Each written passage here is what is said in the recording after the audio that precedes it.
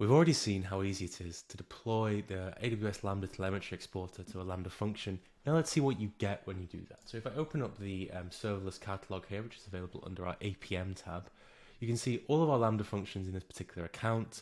You can see the invocations, errors, timeouts, average latency, triggers, and much, much more. So I've already selected one here that I think is pretty cool. So if we open this up here, we can see that we have the invocations, cold start frequency, duration, and memory. These are all essential things, as well as some metadata, by the way. These are all essential things for tracking just how the system is behaving.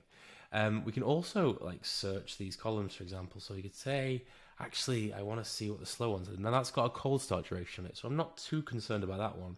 But this one's actually quite a bit slower, 1.6 versus 2.27 seconds.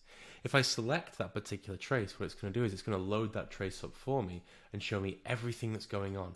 This is so cool, and actually there's an error in this particular flow. Now, because we've used the telemetry exporter, it's actually exported open telemetry traces.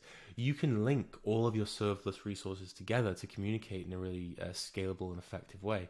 So if I select the Lambda function, for example, I get metadata about that Lambda function, the FAS ID, process, the instance ID, the name, and so on. These are all tags, as well as key information at the top here.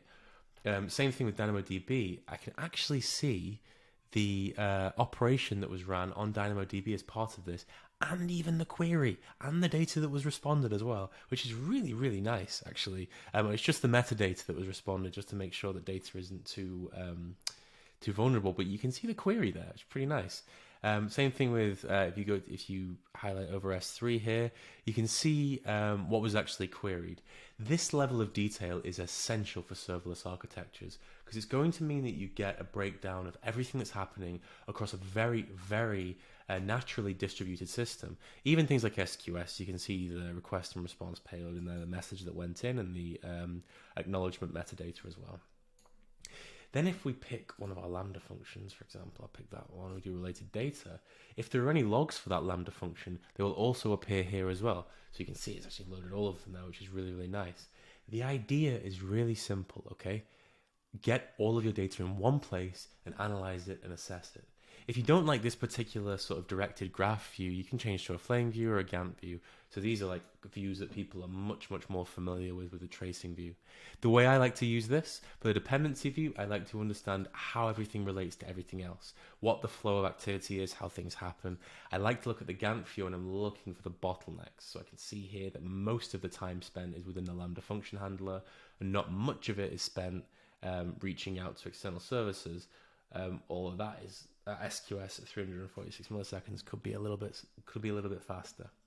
So these are just some ways that you can assess the data that's available for you, that's coming out of your serverless. But once you install that telemetry layer, you get all of this analysis for free. There's no need to mess around with additional data and additional information. And of course, all of the underlying data is available as both metrics, and there's logs here, and there's spans here that can be explored independently as well. So these are just some ways that you can explore your serverless infrastructure using the AWS Coralogix telemetry exporter for Lambda.